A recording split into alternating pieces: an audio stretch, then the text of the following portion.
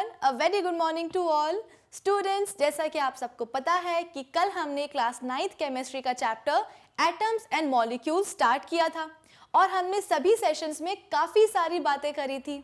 हम थे मैटर पे, मैटर से लेकर के हम कहाँ तक पहुँचे थे, first law of chemical combination तक पहुँचे थे। अब मेरा मानना ये है कि इसके पहले हम अपने चैप्टर में थोड़ा सा और आगे बढ़ें, सेकेंड लॉ पढ़ें, कोई और थ्योरी पढ़े, पोस्टुलेट्स पढ़ें। इसके पहले मैं चाहती हूँ कि हम करें क्या, रिवीजन। जैसा कि मैंने आपको इंट्रोडक्टरी सेशन में भी बताया था कि हम हर दिन क्या करते हैं भाई, रिवीजन करते हैं। जो भी एक दिन पहले हमने चीजें पढ़ी हैं उन सभी चीजों को हम करते हैं रिवाइज। रिवाइज कैसे करेंगे भाई, तो क्वेश्चंस की फॉर्म में करेंगे। तो ये सेशन कौन सा है भाई, ये है एक डीपीक्यू सेशन, यानी कि कल हमने सेशंस में जितनी भी बातें करी थी उन सभी बातों को हम करेंगे रिवाइज क्वेश्चंस के फॉर्म में। ठीक है, तो आज के सेशन का टारगेट फिक्स हो गया है। क्या है टारगेट, कि आज हमें रिवीजन करना है क्वेश्चंस के फॉर्म में। तो अब जब टारगेट सेट हो गया है सेशन का, तो फिर हम देरी क्यों करें, फटाफट से स्टार्ट करते हैं आज का ये हमारा session. So this is Vibhuti Khare, welcome to Magnet Brains, जहां पे आपको सभी चैप्टर्स के वीडियो लेक्चर्स मिलने वाले हैं बिल्कुल फ्री ऑफ कॉस्ट। यानी कि मैग्नेट ब्रेन्स में आपको 2 चैप्टर्स पढ़ने के बाद किसी भी तरह का पेमेंट करने की या पैकेज परचेज करने की जरूरत बिल्कुल भी नहीं है, क्योंकि मैग्नेट ब्रेन्स आप सब तक पहुंचा रहा है क्वालिटी एजुकेशन बिल्कुल फ्री ऑफ कॉस्ट। तो इसी अच्छी बात से हम स्टार्ट करते हैं आज का ये हमारा डीपीक्यू सेशन। फर्स्ट क्वेश्चन क्या है भाई, व्हाट इज अ मैटर। देखो, मैंने आपको बताया था कि जब भी आपसे कोई पूछे कि मैटर क्या है, तो आप उससे आंख बंद करके बोलना कि मेरे अराउंड जितनी भी चीजें हैं, ध्यान रखना मैं क्या बोल रही हूं, ध्यान से सुनना, मेरे अराउंड जितनी भी चीजें हैं वो सब क्या है, एक मैटर है।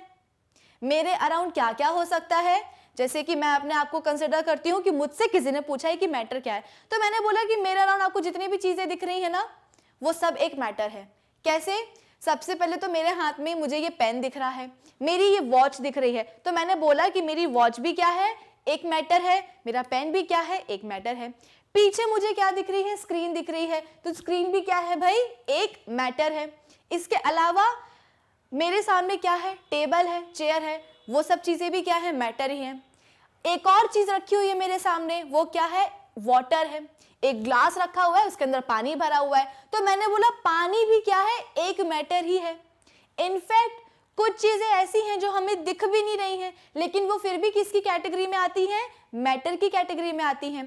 कौन नहीं दिख रहा है भाई, तो एयर हमें नहीं दिख रही है। हम सबको पता है कि हम क्या करते हैं, ह्यूमन बीइंग, सभी लिविंग ऑर्गेनिजम्स रेस्पिरेशन करते हैं, ब्रीदिंग करते हैं। ऑक्सीजन को इनहेल करेंगे, कार्बन डाइऑक्साइड को एक्सहेल करेंगे।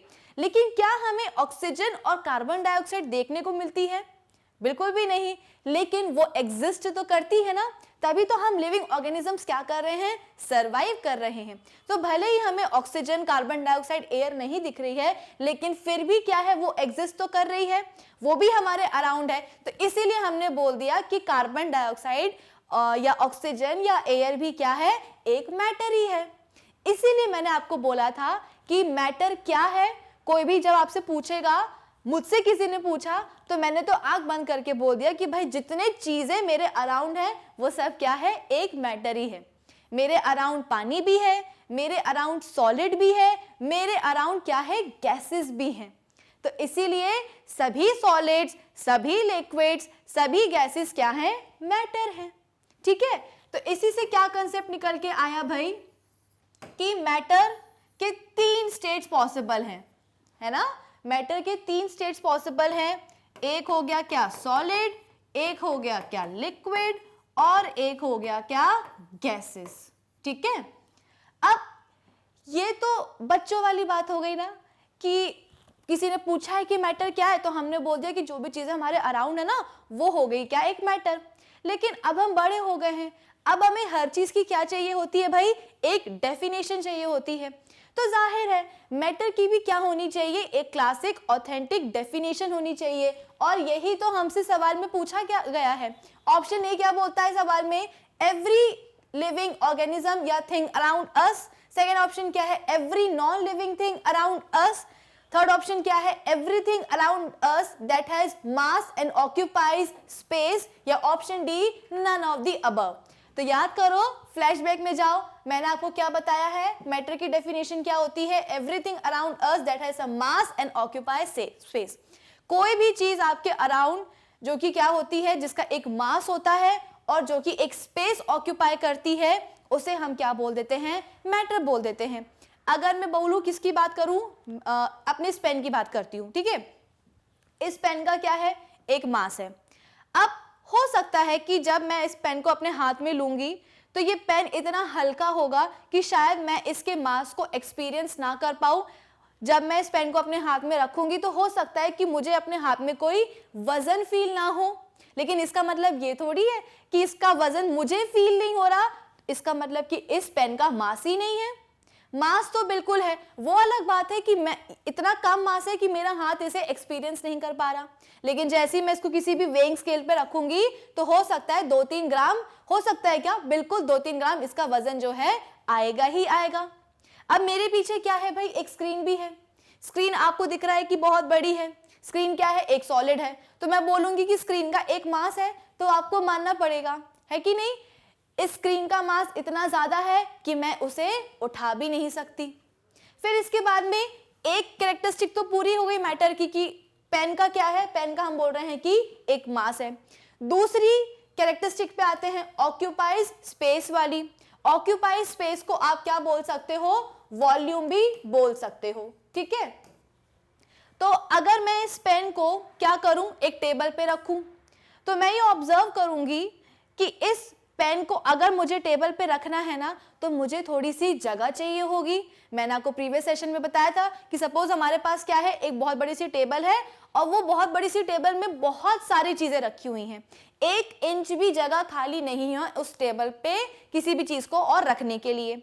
अब उस भरी हुई टेबल पे मुझे क्या रखना है, ये पेन रखना है, तो मुझे क्या करना पड़ेगा, थोड़ी सी जगह बनानी पड़ेगी ना, तभी जाकर के तो मैं क्या कर पाऊंगी, इस पेन को रख पाऊंगी। इसका मतलब क्या हुआ कि मेरा ये जो पेन है वो क्या करता है, एक स्पेस ऑक्यूपाई करता है। अगर इसे टेबल पे मुझे रखना है तो मुझे जगह की जरूरत होगी, है कि नहीं।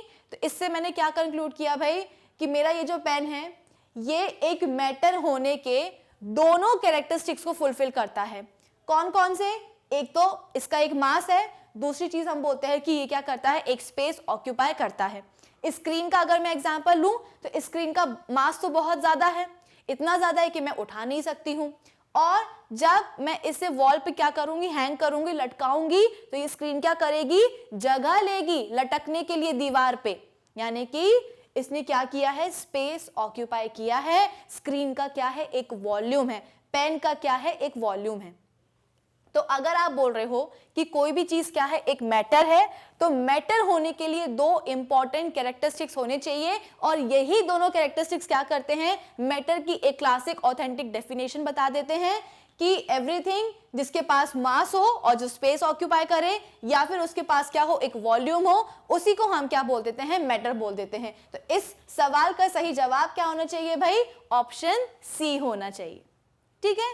अब देखो, सॉलिड्स का तो ऐसा केस है कि हमको दिख रहा है कि किस तरीके से सॉलिड्स जो हैं मास ऑक्यूपाई करते हैं, उनका मास होता है और जो स्पेस ऑक्यूपाई करते हैं।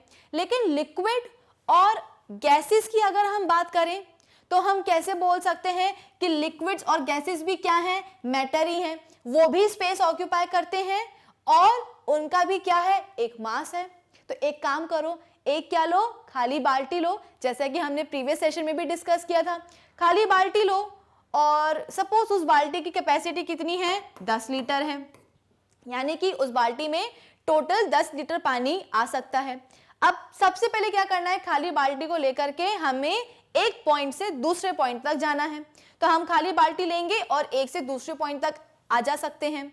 इनफैक्ट A to B क्यों, हम वापस B to A भी जा सकते हैं। क्यों, क्योंकि अभी तो बाल्टी हमारी खाली है, हमें किसी भी तरह का वजन एक्सपीरियंस नहीं हो रहा है। अब क्या करेंगे सेकंड केस में, अब सेकंड केस में हम अपनी बाल्टी को भर देंगे। कैसे भरेंगे, पानी से भर देंगे। कितना पानी भरेंगे भाई, जितनी उसकी कैपेसिटी होगी। तो हम 10 लीटर पानी क्या करेंगे, उस बाल्टी के अंदर डाल देंगे। अब उस 10 लीटर पानी से भरी हुई बाल्टी को हमें क्या करना है, एक पॉइंट से दूसरे पॉइंट तक लेकर के जाना है। तो जैसे ही आप A पॉइंट से B पॉइंट तक लेकर के आओगे ना उस 10 लीटर की बाल्टी को, अब क्या होगा, अब आपकी हालत खराब होगी। क्यों? पहले केस में तो बाल्टी खाली थी, लेकिन दूसरे केस में क्या हुआ, 10 लीटर पानी उस बाल्टी में आ गया। तो आप क्या करोगे, जैसे आप उसको उठाओगे, लिफ्ट करोगे, आपको क्या होगा, एक भार महसूस होगा, एक वजन महसूस होगा। क्यों? क्योंकि भाई पानी का भी क्या होता है, एक मास होता है, ठीक है। और पानी क्या है, एक लिक्विड है।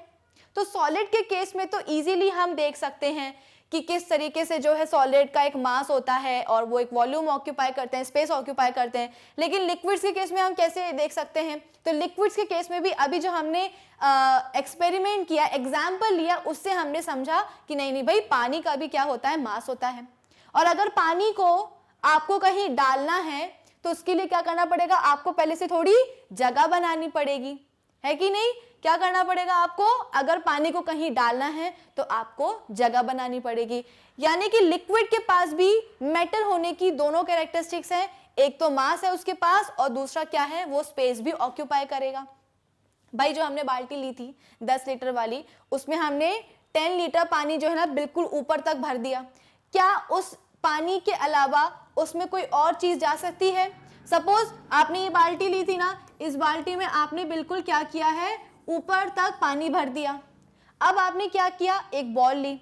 जैसे ही आप बॉल को इस बाल्टी के अंदर डालोगे, आप ऑब्जर्व करोगे कि जैसे बॉल अंदर गई, पानी उचक करके थोड़ा बाहर आ गया। क्यों? क्योंकि इस पानी ने बाल्टी में थोड़ी सी स्पेस ऑक्यूपाई करी थी, थोड़ी सी क्या, पूरी ही स्पेस बाल्टी की ऑक्यूपाई कर रखी थी पानी ने। अब अगर आपको इस पूरी भरी हुई बाल्टी में बॉल डालनी है तो बॉल क्या करेगी, आएगी, अपने लिए थोड़ी सी जगह बनाएगी। क्यों बनाएगी? क्योंकि भाई बॉल भी क्या है, एक मैटर ही तो है। मैटर क्या करेगा, स्पेस ऑक्यूपाई करेगा। तो अगर इस बॉल को पानी के अंदर जाना है, बाल्टी के अंदर जाना है, तो उसे सबसे पहले क्या करना पड़ेगा, बाल्टी में थोड़ी सी जगह बनानी पड़ेगी। जगह कैसे बनेगी, पानी बाहर निकल आएगा तो बॉल जो है बाल्टी के अंदर जा पाएगी, ठीक है। फिर इसके बाद में गैसेस का मैंने आपको केस बताया था कि भाई गैसेस भी क्या है, एक स्टेट है मैटर का, यानी कि गैसेस भी क्या होती है, मैटर ही होती हैं। कैसे हम मान लें, तो मैंने आपको एक एक्सपेरिमेंट करके बताया था। हमने क्या किया था, एक बीकर लिया था, ठीक है। इस बीकर में हमने पानी भर रखा था। अब हमने क्या किया, एक ग्लास लिया, कांच का ग्लास लिया। कांच के ग्लास में हमने बोला कि नीचे की तरफ हमने क्या रख दी, थोड़ी सी कॉटन रख दी, रुई रख दी। अब इस ग्लास को हमने उल्टा किया, इन्वर्टेड किया, और उस उल्टे ग्लास को हमने कहां डाल दिया, इस बीकर के अंदर डाल दिया। कैसे डाला है, बिल्कुल खड़ा डाला है, उल्टा है लेकिन बिल्कुल खड़ा है, बिल्कुल भी टेढ़ा मेढ़ा नहीं है। तो जैसे ही हम इस ग्लास को बीकर के अंदर डालेंगे, हम ऑब्जर्व करेंगे कि पानी जो है इस ग्लास के अंदर गया, लेकिन गया तो होना क्या चाहिए था, जो हमने रुई डाली है ग्लास के बेस में वो गीली हो जानी चाहिए थी। क्यों? क्योंकि हमने तो क्या एक्सपेक्ट किया था कि जैसे ही हम ग्लास को डालेंगे पानी के अंदर, उल्टा करके पानी जो है तेजी से अंदर की तरफ आएगा और ऊपर तक पहुंच जाएगा, ग्लास के बॉटम तक पहुंच जाएगा और रुई को गीला कर देगा। लेकिन ऐसा हुआ ही नहीं। क्यों? क्योंकि पानी जो है ग्लास में सिर्फ इस लेवल तक आया, इसके आगे गया ही नहीं। अब हम हो गए कंफ्यूज। अब हमने क्या किया, ग्लास को थोड़ा सा टेढ़ा किया। जैसे ही हमने ग्लास को टेढ़ा किया, हमने ऑब्जर्व किया कि भाई पहले तो 2-3 क्या हुए, पानी के बुलबुले निकल आए। बुलबुले निकलने के बाद क्या हुआ, पानी तेजी से गया ऊपर और अब जाकर के हमारी रुई क्या हो गई, गीली हो गई। पहले गीली नहीं हुई थी, लेकिन जैसे ही ग्लास को थोड़ा सा टेढ़ा किया, 2-3 बबल्स निकले, पानी ऊपर गया और सेकंड केस में हमारी रुई गीली हो गई। ऐसा क्यों हुआ भाई? क्योंकि फर्स्ट केस में जब आपका पानी अंदर नहीं जा रहा था, वो इसलिए नहीं जा रहा था क्योंकि भाई इस रीजन में क्या भरी हुई थी, इस रीजन में भरी हुई थी एयर, ठीक है। इस रीजन में एयर भरी हुई थी, इसलिए पानी अंदर जा ही नहीं पाया और रुई को गीला ही नहीं कर पाया। जैसे ही क्या हुआ, ग्लास को हमने टेढ़ा किया, ये जो 2-3 एयर बबल्स निकले हैं ना, ये इसी बात का प्रूफ है कि भाई ग्लास के अंदर एयर थी, हवा भरी हुई थी, हवा ने स्पेस ऑक्यूपाई करके रखी हुई थी, है ना।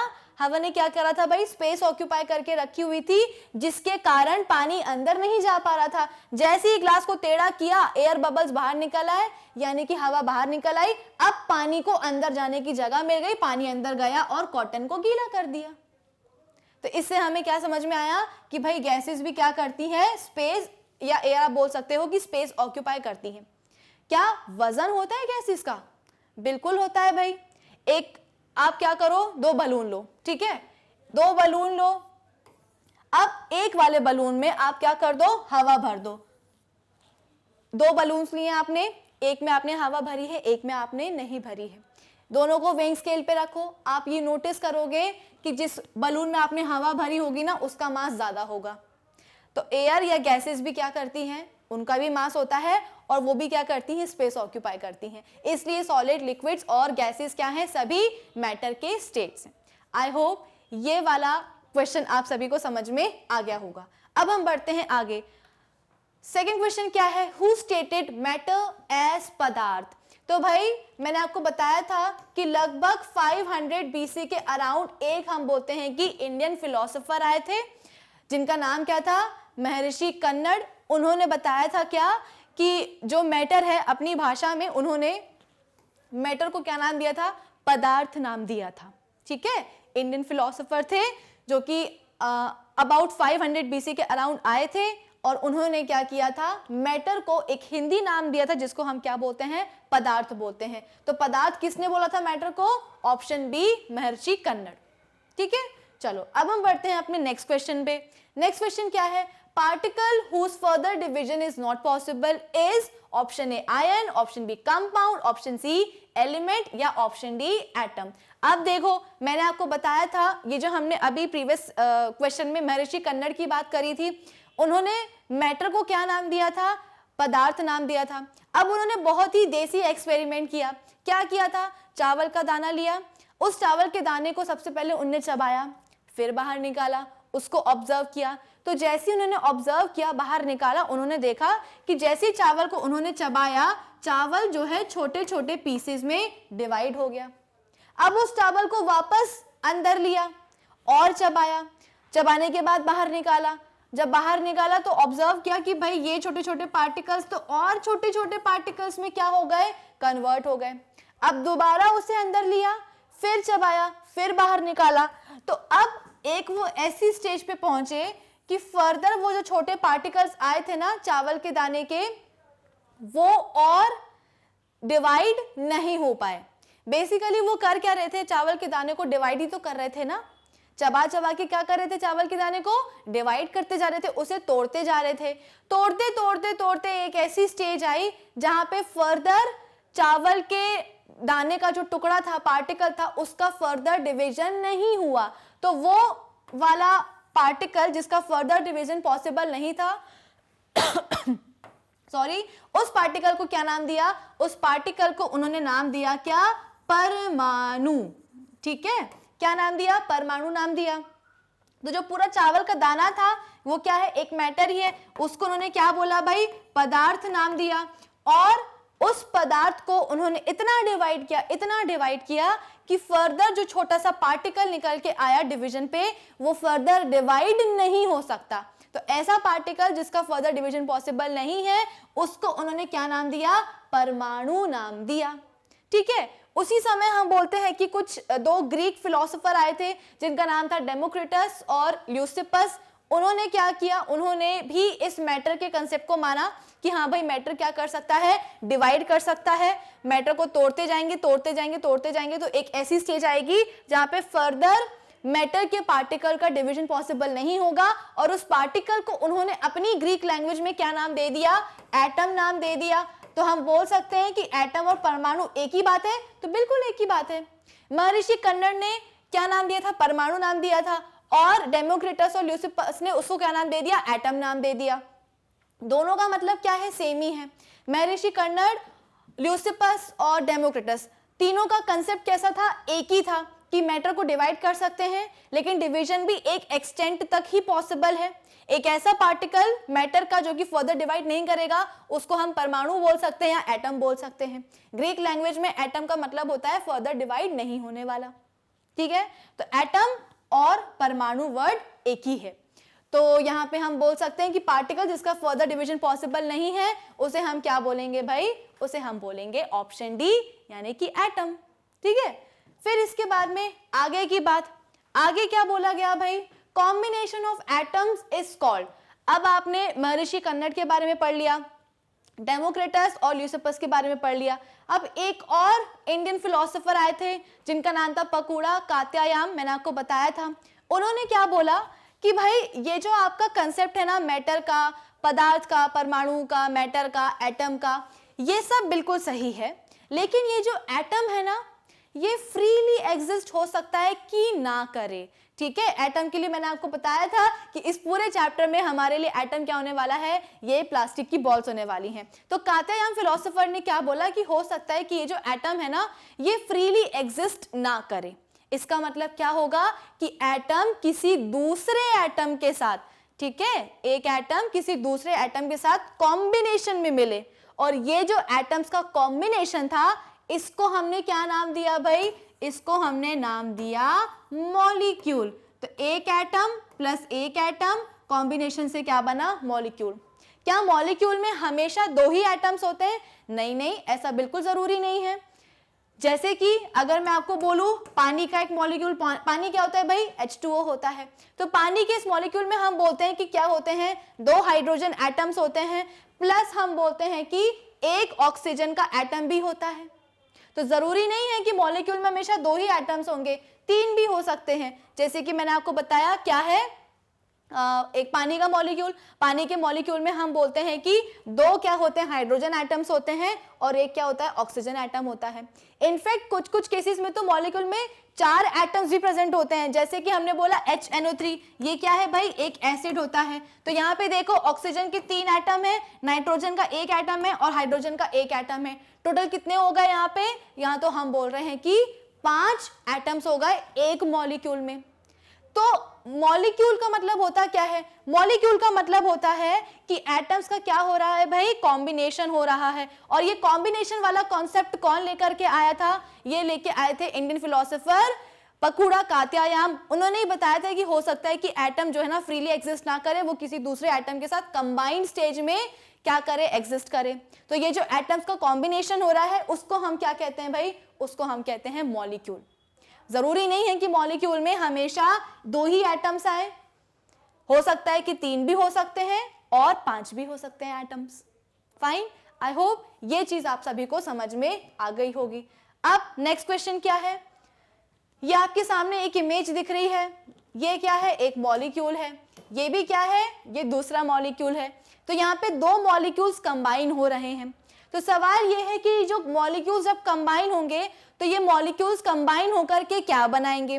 सबसे पहले तो हमें क्या ऑब्जर्व करना है कि इस मॉलिक्यूल, भाई मॉलिक्यूल किसका बना होता है, अभी अभी हमने पढ़ा एटम का बना होता है। तो इस मॉलिक्यूल में मुझे क्या दिख रहा है, इस मॉलिक्यूल में मुझे 3 एटम्स दिख रहे हैं, ठीक है, और तीनों ही एटम्स कौन से हैं, atom A, atom A, atom A, यानी कि तीनों एटम्स क्या है भाई, सेम है। इसको हम समझ सकते हैं कुछ इस तरीके से कि मेरे पास क्या है, 3 व्हाइट बॉल्स हैं, ठीक है, ये क्या है, तीनों व्हाइट बॉल्स हैं। व्हाइट बॉल्स मतलब क्या है कि ये मेरे पास 3 एटम्स हैं, एटम्स मिलके क्या बनाते हैं भाई, मॉलिक्यूल बनाते हैं। तो मेरे पास फिलहाल जो मॉलिक्यूल आया है उसमें तीनों एटम्स कैसे हैं, सेम हैं।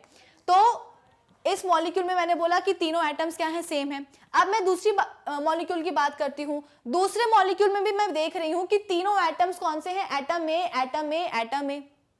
तो ऐसे मॉलिक्यूल्स जो कि सेम एटम्स के बने होते हैं, जब वो मॉलिक्यूल्स कंबाइन होंगे तो वो क्या बनाएंगे भाई, वो बनाएंगे एलिमेंट। बताया था ना मैंने, एलिमेंट कैसे बनता है भाई, मॉलिक्यूल से बनता है।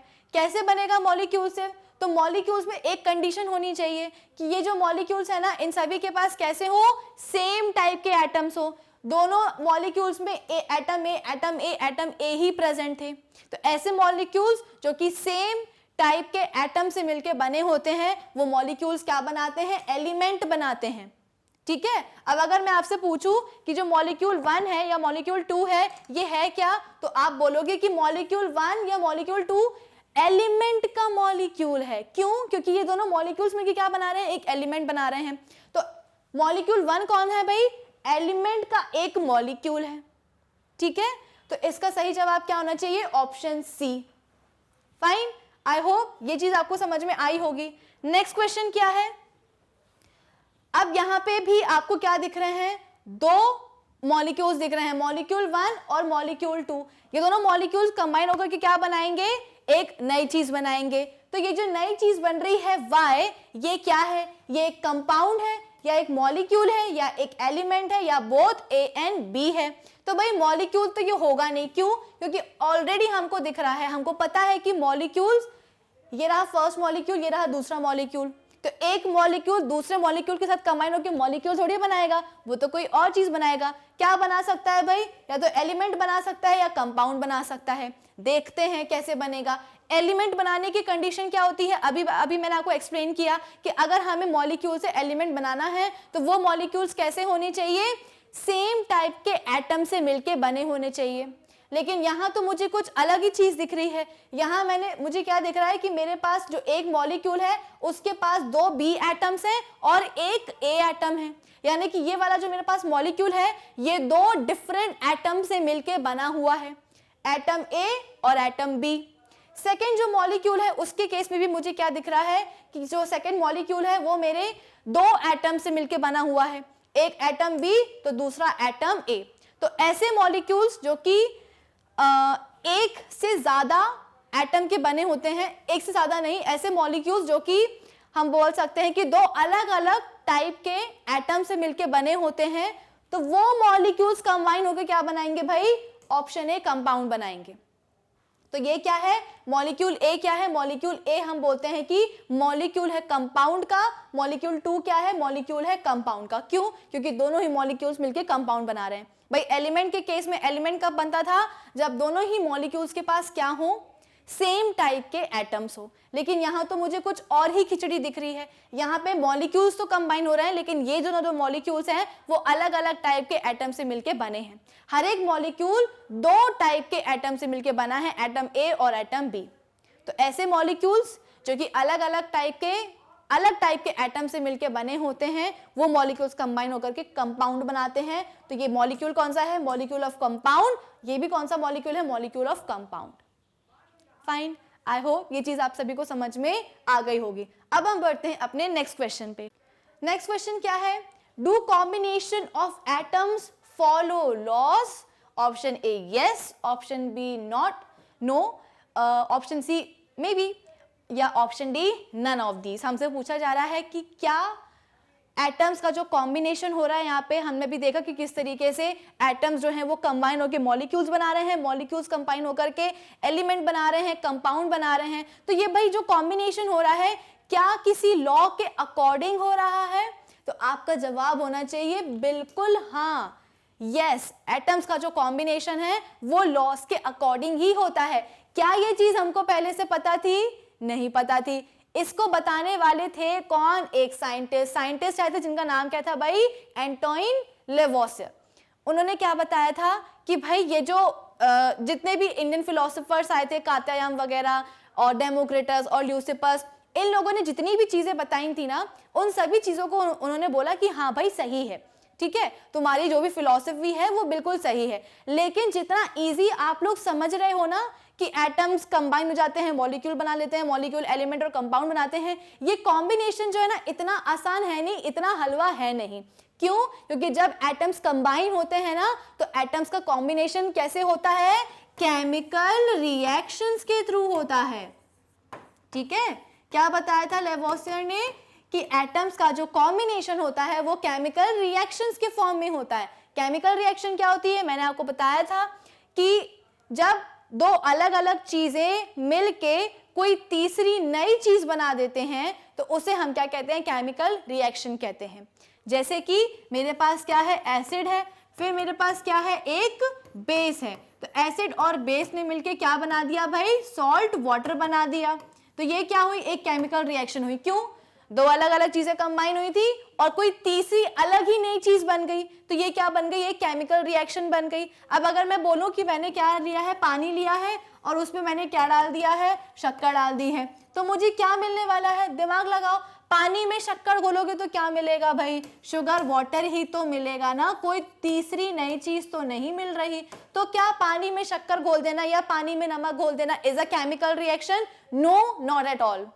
केमिकल रिएक्शन में आपको कोई तीसरी नई चीज मिलती है, तभी आप उसे क्या बोलोगे, केमिकल रिएक्शन बोलोगे।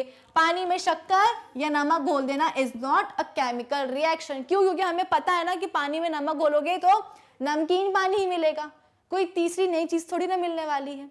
तो यहाँ पे हमने क्या बोला, हमने नहीं, लेवोज़ियर ने बोला था कि एटम्स का जो कॉम्बिनेशन हो रहा है वो ऐसे ही नहीं हो जाता है, केमिकल रिएक्शन के फॉर्म में होता है। केमिकल रिएक्शन मतलब क्या होगा कि दो चीजें कंबाइन होंगी और तीसरी, जरूरी नहीं कि दो चीजें कंबाइन हो, दो से ज्यादा चीजें भी कंबाइन हो सकती हैं। तो जब चीजें कंबाइन होंगी तो तीसरी नई चीज मिलेगी, जिसे हम क्या बोलते हैं, पूरी रिएक्शन को हम केमिकल रिएक्शन बोलते हैं। ठीक है, अब ये जो केमिकल रिएक्शन हो रही है, यानी कि एटम्स जो हैं केमिकल रिएक्शन के अंदर जाते हैं और कंबाइन करते हैं। प्लस हम बोलते हैं कि ये जो केमिकल रिएक्शन होती है ना, कॉम्बिनेशन जो होता है एटम्स का, ये कुछ लॉस को फॉलो करता है। लेवोज़ियर ने क्या बताया था कि भाई केमिकल रिएक्शन हो रही है एटम्स के बीच में, वो तो सही बात है, लेकिन जब एटम्स कंबाइन होते हैं ना तो उनका कॉम्बिनेशन लॉस को फॉलो करता है। और इसी बेसिस पे किस चीज का कंसेप्ट निकल के आया, लॉ ऑफ केमिकल कॉम्बिनेशन का कंसेप्ट निकल के आया।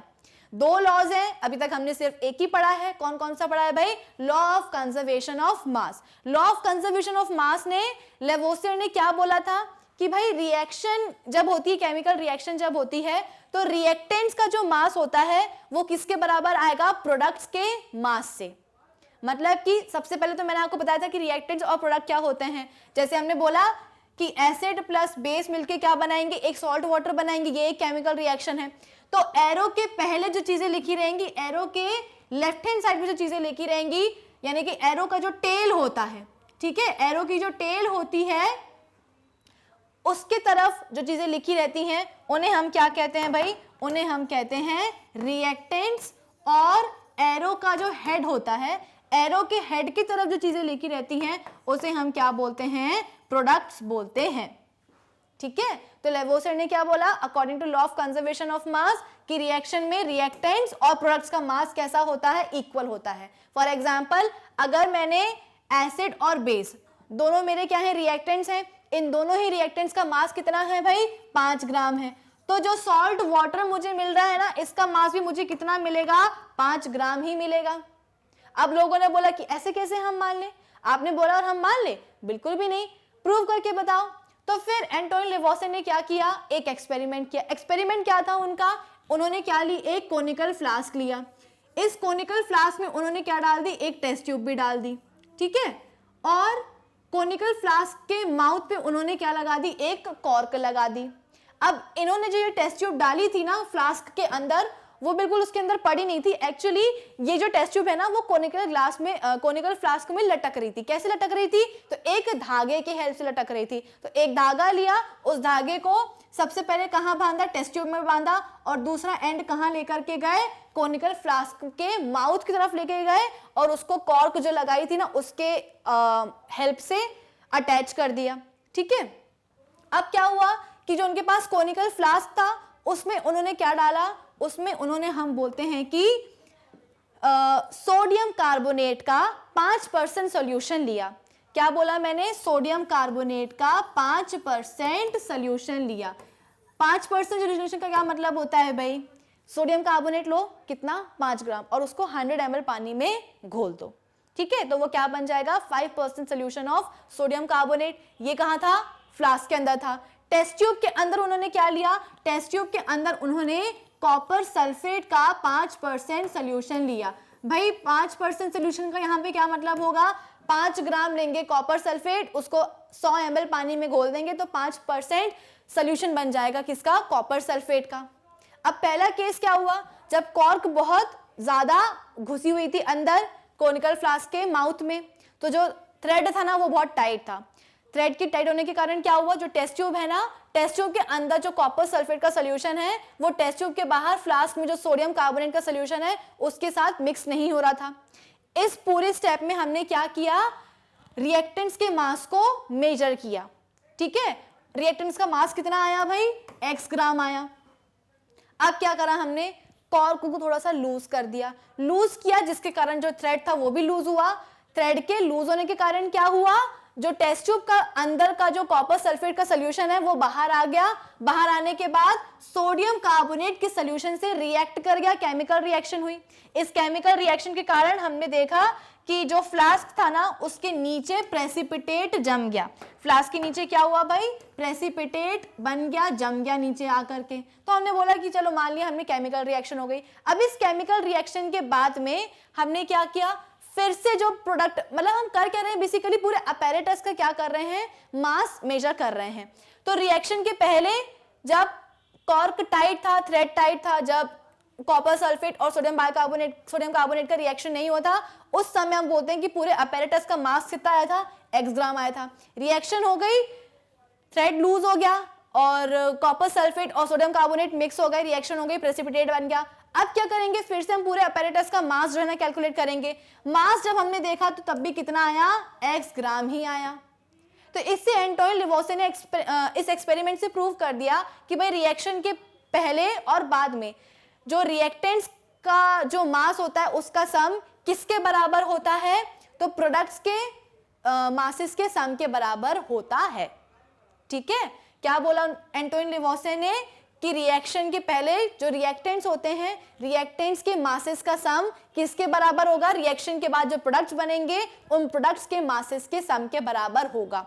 और इसीलिए उन्होंने बोला कि किसी भी केमिकल रिएक्शन में जो मास होता है वो कंजर्व होता है, मास डिस्ट्रॉय नहीं हो सकता, ना ही हम मास को बना सकते हैं।